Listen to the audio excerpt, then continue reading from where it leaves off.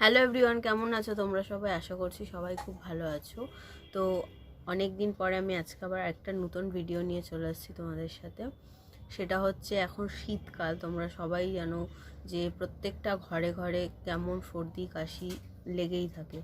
এখন তো মানে দিনে দিনে আমাদের এয়ার পলিউশন যা বাড়ছে, মানে ছোট বাচ্চা থেকে শুরু করে আপ টু 80 বছরের পর্যন্ত প্রত্যেকের একটা কাশির সমস্যা কম বেশি সারা বছরই থাকে। আর আমি দেখেছি যে এই কাশির সমস্যা মানে অ্যান্টিবায়োটিক্স বা সিরাপ খেলেও খুব পুরোপুরি একদম কমে যায় না।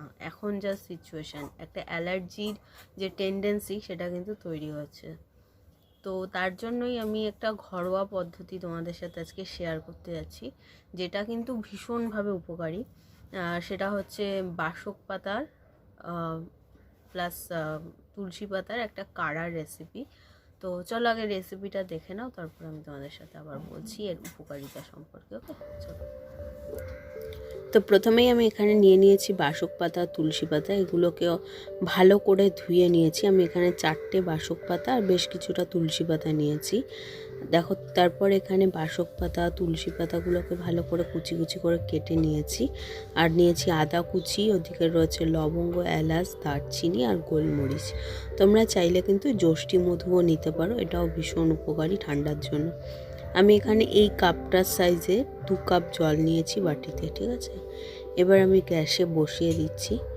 জলটা একটু ফুটে উঠলে আমি এর মধ্যে একে একে দিয়ে দেবো বাসক পাতা, তুলসী পাতা, আদা আর যে গোটা গরম মশলা যেগুলো নিয়েছি সেগুলোকে একটু হালকা থেতো করে নিয়েছিলাম, তো সেগুলো আমি আস্তে আস্তে দিয়ে দেবো। তোমরা এখানে যষ্টি মধু অ্যাড করতে পারো, তাল মিছরি অ্যাড করতে পারো, বাট যষ্টি মধুটা আমার কাছে অ্যাভেলেবেল ছিল না। তো এখানে সব একসাথে ফুটিয়ে নেব। এই জলটা পুরো 2 কাপ নিয়েছি, আমি সেটাকে 1 কাপ করব। তো দেখো 15 মিনিট ফোটানোর পরে জলটা এখন 1 কাপ হয়ে গেছে। আমি এখন গ্যাসটা বন্ধ করে নিচ্ছি। তো কতটা পরিমাণে হয়েছে আমি তোমাদের দেখাচ্ছি। 1 কাপেরও একটু কিছুটা কম হয়ে গেছে। তো যাই হোক, এটা 2 জন খাবে, আমার বাবা আর ছেলে। তো এই ছেলের জন্য একটু মধু মিশিয়ে নিয়েছি। এখানে মোটামুটি বড় চামচের 4 চামচ আছে। তো মধু মেশানোটা আমি মিস করে গেছি, দেখাতে পারিনি। যাই হোক, তোমরা মধু মিশিয়েই খাইও। তো এখানে আমি ওকে দিয়েছি এখন খেতে। একটু নখরা করছিল, বাট আলটিমেটলি খেয়ে নিয়েছে। যেহেতু জিনিসটা একটু গরম গরম খেতে হয়, আর একটু গরম ছিল, ও ফু দিয়ে খাচ্ছিল। কিন্তু আমি এটা ভীষণ উপকারী, বাচ্চাদের সর্দি কাশি, ইভেন বড়দের জন্য ভীষণ এফেক্টিভ একটা মেডিসিন বলতে পারো, বা একটা ওষুধ বলতে পারো। তো তোমরাও এইভাবে বাড়িতে ট্রাই করো আর আমাকে জানিও কেমন লাগলো। তোমরাও কিছু উপকার রেজাল্ট পেলে কিনা আমাকে জানিও। তবে তোমরা কিন্তু ভীষণভাবে রেজাল্ট পাবে, আমি তো এটাই বলতে পারি।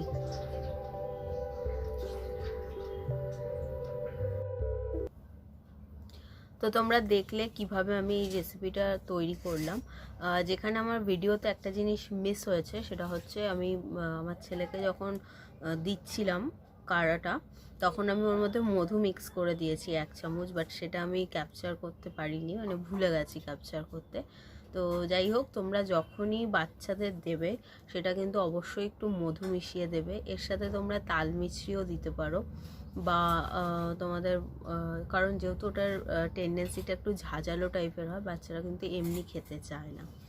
বড়দের ক্ষেত্রে ঠিক আছে, বড়রা যদি সুগার পেশেন্ট হয় তো এমনি ডিরেক্টলি দিয়ে দেবে। আদারওয়াইজ যদি কোনো সুগারের সমস্যা না থাকে, তাহলে তোমরা ওর মধ্যে একটু মধু বা তাল মিছরি মিশিয়েও দিতে পারো। তো এটা ভীষণভাবে উপকারী। সবসময় ডাক্তারের ওষুধ তো অবভিয়াসলি আছেই, যখন খুব বাড়াবাড়ি রকমের সিচুয়েশান আসছে তখন তোমরা ওষুধের সাহায্য নিতেই পারো। বাট ছোটোখাটো কাশি, ইভেন বাসক পাতার মধ্যে এমন কিছু প্রপার্টিস রয়েছে যেটা পুরনো, মানে অনেক বছরের পুরনো কাশিকেও কিন্তু এটা নির্মূল করতে পারে। তো সেক্ষেত্রে আমি বলবো, তোমরা শীতকালে যখনই দেখছো হালকা ঠান্ডা লেগেছে, হালকা কাশি বা হাঁচি হচ্ছে, তখন থেকেই তোমরা যদি এই কাড়াটা বানিয়ে অ্যাটলিস্ট 4-5 দিন কন্টিনিউয়াস করতে পারো, তাহলে সেক্ষেত্রে আমার মনে হয় এটা ভীষণভাবে উপকারী। ইভেন সিজন চেঞ্জের সময়ও তোমরা এটা ইউজ করতে পারো, মানে প্রোটেকশন হিসাবে, যাতে ঠান্ডা না লাগে। তো আমি আমার ছেলের ক্ষেত্রে বা আমার বাবার ক্ষেত্রে, কারণ আমার বাবারও একটু মানে অ্যালার্জির টেন্ডেন্সি রয়েছে, তো সেক্ষেত্রে এটা ভীষণভাবে উপকারিতা আমাদের ফ্যামিলির সবার জন্য। তোমরাও এটা ট্রাই করতে পারো। আর সবাই জানো তুলসী পাতা, মধু, প্লাস এখানে যে স্পাইসেসগুলো ব্যবহার হয়েছে সেগুলোর প্রত্যেকটার একটা ভীষণ ভালো উপকারিতা রয়েছে। তো ঠান্ডার জন্য তো এটা ভীষণই ভালো, ওভারঅল বডিকে ডিটক্সিফাই করতেও কিন্তু ভীষণভাবে এটা হেল্প করে। তো তোমরা পরিমাণটা বলি, ছোট একদম ছোট বাচ্চাদের ক্ষেত্রে 1 বছরের উপরের বাচ্চাদেরই এটা অবশ্যই দিও। 1 বছরের উপরের বাচ্চাদের জন্য আমি বলবো 1 চামচ, বড় চামচের 1 চামচই যথেষ্ট। সারাদিনে 2 বার, সকালে আর বিকেলে, সন্ধ্যের দিকে একবার। এছাড়া 2 বছরের উপরের বাচ্চাদের 2 চামচ।